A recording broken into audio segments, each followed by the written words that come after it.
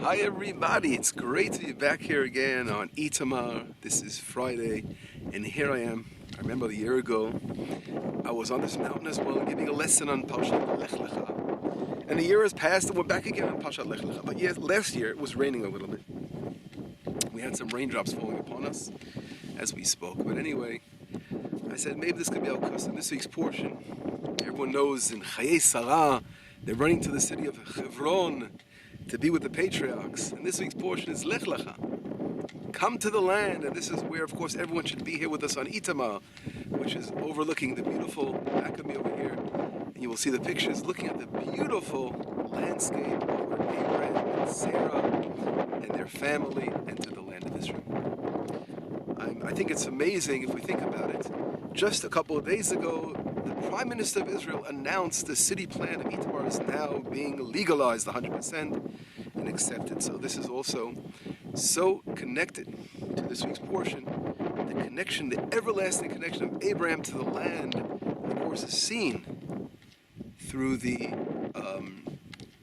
events that take place by the Prime Minister signing, to legalizing the community here, connecting to the Torah, of course, and everything is all connected and very, very deep. This week's portion, I want to focus on a question. If we look in the words, the opening verse in Genesis 12, what does it say? Vayomer Hashem el Avram lech lecha. God says to Abraham, lech lecha, go to the land I will show you. In Hebrew, lech lecha is really a double word. It's the same exact word twice. Lech lecha. Lech means to go. Lecha literally means to you. But in reality, it's a double word. And this double word, it's like a word written twice. It's the same word, double.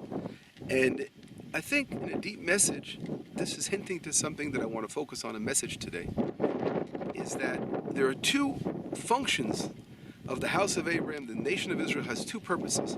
Lech, go to the land of Israel. Lecha, for you in one case, which means in order to build yourself a nation. And on the other side, go for the sake of being a light to the nations. And this we're going to prove in this lesson here in the windy spot on the beautiful view of the three seas. This is one of my favorite spots on Itamar, to come up here and meditate in a quiet area, and of course just loving it to be able to tap into our history and tap into now what is going on in the world, because everything is all connected to see.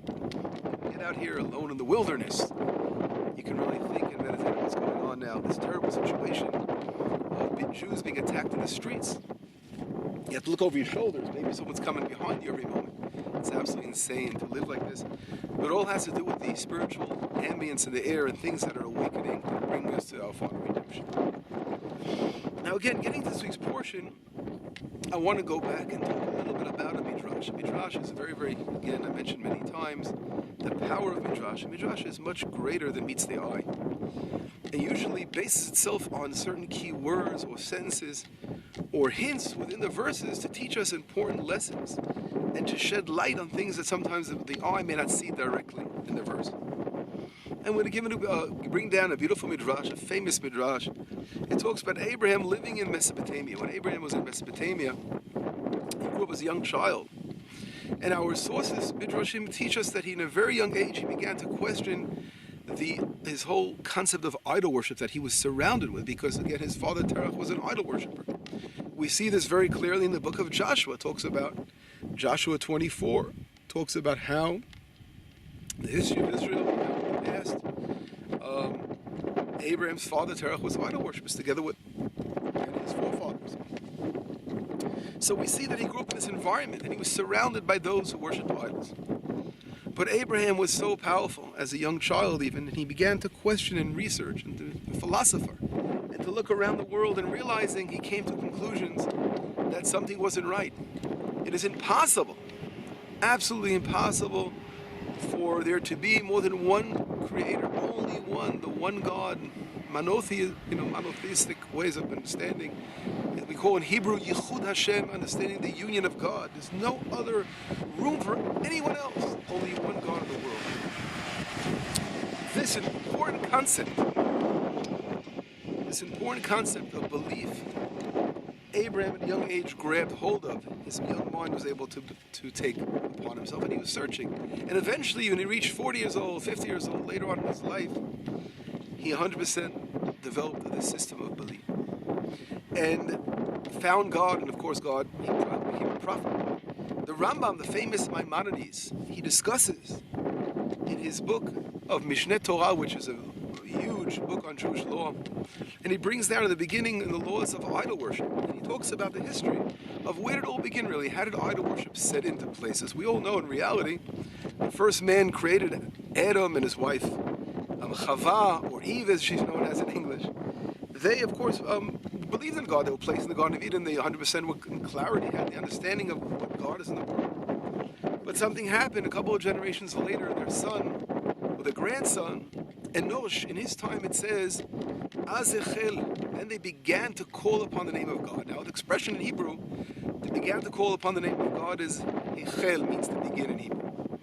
But what does it mean then they began? We know this began beforehand. I mean, the first man was created, God gave them, the first man and his wife, a position in the Garden of Eden and told them what to do. There was prophecy there was communication with God. But really what happened was people began, and Enosh, the Torah is hinting to something very, very deep, and the Midrash explains it, is that people began to call to God in many, many ways they weren't commanded to. And that's what it means they began to call to God. They were calling out to God in ways they weren't commanded to. And what does that mean? The Rambam explains, in the beginning they looked in the heavens and looked in the cosmos, and they saw beautiful stars shining in the heavens and the moons. They said, wow, God created all these things in his honor. So let's show honor to God by sort of bringing sacrifices to his creations. And again, all for the honor of God. So in the beginning it was idol worship on a low level, knowing they knew the God, they believed in God, but they thought they would use an intermediate to worship Hashem. But later on it just got worse. And false prophets sprouted up. And these false prophets would say, I was commanded in the dream that you have to worship a particular star, and by doing so you'll worship this idol of stone or wood, and this will, again, it looks like that star, is connected to that star, and that's what I was commanded to in the dream. And eventually it began to spread in the world. Slowly but surely it settled in, and they forgot God. God was forgotten in the world. They were worshiping idols. And one of the great leaders at that time were Nimrod. In Hebrew, Nimrod means to rebel. So the king Nimrod was a king, an evil king. He rebelled against God, and again, God was forgotten in the world. Now the Rambam says this continued to go on. And even Noah, for example, and Metushelach, and a few individuals that were God-fearing, Chanoch, for example, these Ever, Shem, I'm mentioning some names. There are these few individuals that knew God, and they never forgot God. They were actually studying his ways. But they weren't proactive enough. They didn't really make a difference. They had the knowledge, but if you have truth and you don't do anything about it with your truth, it's not the same thing. And then came the pillar of the world. Abraham came into the world. He was born. And Abraham began the struggle. At a young age, he did not give up. And after, I mentioned before, as he discovered God, one day, the Midrash teaches us, he was in his father's house.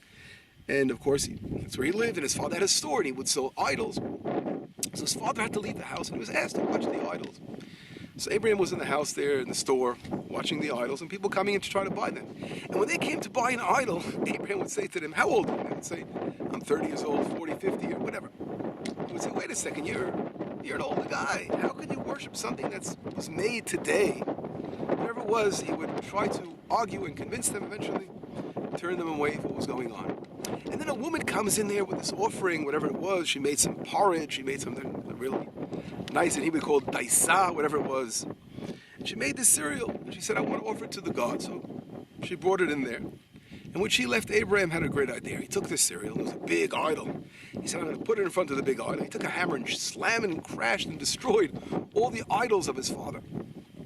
And except this one big idol, he put the hammer in its hand, and he put the porridge in front of it, and he said, that's it. He did it. So when Terach comes home, he's having a meltdown. What's going on over here? How could this be? Abraham says, Papa, what do you want from me? This big idol destroyed the other idols. His father says, are you crazy? They don't know what's going on over here. He goes, Father, listen to what your mouth is saying. You don't believe in this yourself. Nevertheless, Terach didn't waste any time. He went to Nimrod, this leader, this evil leader, as we said before, who rebelled against God. And he told him, here's what my son did. What do you think of that? So Nimrod worshipped fire. And he says, Abraham, worship the fire. I don't need to bow down to fire. And Abraham, a small little kid, says, listen, water puts out fire, why should I bow down to the fire? I think water's a better idea. He goes, okay, bow down to the water. So Abraham says, wait a second, the clouds in the sky, they bring the water. Let's bow down to the clouds. He goes, bow down to the clouds. He goes, no, wait a second. The wind has the power to scatter the clouds. So he goes, bow down to the wind. Eventually Nimrod got angry. He goes, this guy's just playing with my head. And he goes, you're going to go into the fire. And he throws him to the furnace. And a miracle takes place and Abraham is saved from the furnace. And it's interesting that the entire time, his brother Haran, right, is actually waiting and seeing what's going on, and he says to himself, if Nimrod's going to be victorious, I'm going to go with Nimrod. And if Abraham's going to be victorious, I'll go with Abraham. And Abraham walks out alive out of the fire. So Haran, what does he say? They ask him, are you with Abraham or are you with Nimrod? He goes, I'm with Abraham, of course. They took him, they threw him in the fire, and he got burnt to death. And that's what it says in the verse. He died in front of his father, meaning in his father's lifetime. So the Midrash again is hinting to what happened, this struggle again, this huge struggle. If you look at this Midrash, it seems almost like a fairy tale in a way, stories, but in reality it's so deep. It has the message of what the struggle of Abraham was going on for his whole life in the battle. But what's even more amazing is that it's not mentioned in the Torah, this important struggle. If you look in this week's portion, we're talking about very practical things. Abraham commanded to go to the land I will show you. He comes to the land, he sets up right behind us over here, looking at the mountains where he builds the altar. And then he goes on further down to the south, to Beit El, eventually to Hebron, Beersheba areas, southern areas of Israel. It doesn't talk anything about it. It says he calls to God, but again, it doesn't focus in a deep way on all the things, the struggles that he had. It's right now talking about settling in the land. And then there's a famine in the land, which means it's hard to survive, and he goes down to Egypt and he comes back to the land again. Struggling to settle the land, to live here. It's all about living in the land. And then, of course, the kings, there's battles in the land, and he's fighting wars, and he's rescuing his nephew, and he's separating from his nephew because of land disputes with the shepherds. And then the covenant comes, and he's about God promising the land of Israel. Everything's about the land of Israel. And then the struggle with Hagar, again, which she runs away because of Sarah. All this about struggles with Ishmael, with the Arab nations that will come out of this. It's all connected to the land of Israel. And then we see finally the covenant of circumcision, which is special, unique for the people of Israel, setting up the nation of Israel. So everything in this week's portion is all about the land and about the nation, building the nation. But why is this message in the Midrash that talks about the spiritual battle and being a light? And I'll explain to you even more what it means to be a light, because I skipped over an important issue, and now I want to get to it. Abraham was not only coming to Israel to build the nation of Israel, we spoke about that before, but if you look in the first opening verse, it says, God says to Abraham, come to the land I will show you. And then it says, Abraham came together with Sarah and Lot, his nephew, and the souls that he made in Haran, which means who are these souls? Our rabbis teach us in the Midrash.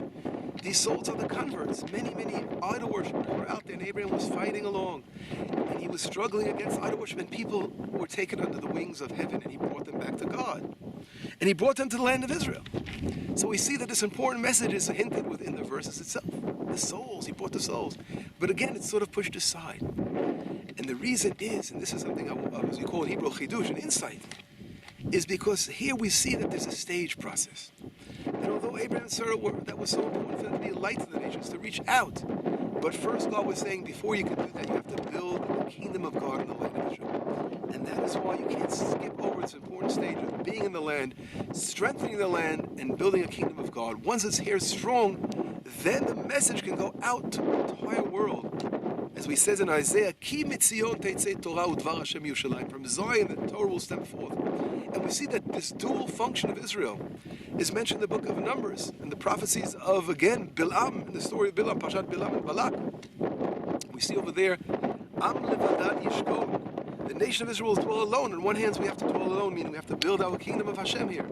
On the other hand, it says in Isaiah and many other places, we learn about the message of being a light to the nations. So we can't skip over both functions. But to be a light to the nations will come only through living and dwelling in the land and being strong in the land of Israel. Today we're surrounded by many, many enemies that want to destroy Israel. And unfortunately, the deep down energy, I call this the evil energy behind this. The evil in the world wants to stop us from letting Hashem's name be known throughout the world, and want to prevent this function of being a light to the nations, and that's why they're struggling against us. And that's why they're stabbing us. They don't want to let the light of the Torah shine in the world. this important struggle we have to overcome, and we will overcome this struggle. But of course, the Jewish people have to realize and wake up, living out there abroad, all over the world, scattered all over the world, that that is not the place for Israel. Israel has a land of Israel. And this message is exactly what the Torah opens up and says, go to the land I will show you. Because when you're in the land, there you will be a great nation. There you will be blessed, and there you will be a light to the nations. Only from the land of Israel such a thing could take place. It can't happen when you're somewhere else. That's why the nation of Israel is only meant to be here, to live here. And people have forgotten this. And this led, unfortunately, to Holocaust and inquisitions and persecutions throughout the ages. And I want to tell you a story. A couple of years ago, I was somewhere in America, I'm not going to mention which Jewish federation. I was invited to speak to a Jewish federation. And it was set up by a friend of mine who wasn't Jewish. And he goes, you Jews got to get together, why don't you talk? So I got down there and I was talking. And the guy, the head of the federation, goes to me, Moshe, I don't understand. What are they so enamored by you guys? What do they love your message so much? What do they want to hear you for? Why do they want to hear us? They want to get involved. They want to visit you guys, etc. And I told them exactly. The answer is this essay in itself is that Ki mitzion teitzei Torah, from Zion the Torah will come forth. Here we have the power of influence because here they see something real happening. God redeeming the people, bringing us back, and from here the message of Torah is meant to be heard throughout the world. And here we can rectify the entire world and bring a tikkun olam to the world in itself. And this is really an important message that I want to bring to you today as we stand in this amazing spot overlooking the place where Abraham entered the land of Israel. So if you actually can connect to where you are, wherever you are in the world, watching this movie, connect to this portion, think about Abraham, think about Sarah, and please bless us all in the land of Israel. We're in a big struggle now. We need you to stand with us and show that those who bless you will be blessed, and those who curse you will be cursed. And therefore we want people to stand with Israel. We know all those people are trying to curse us and attack us and murder us. They will not get away with that. Hashem is with us and will bless us forever. Shabbat shalom, besorot tovot, yeshuot v'nechamot. Bye-bye. Catch you soon.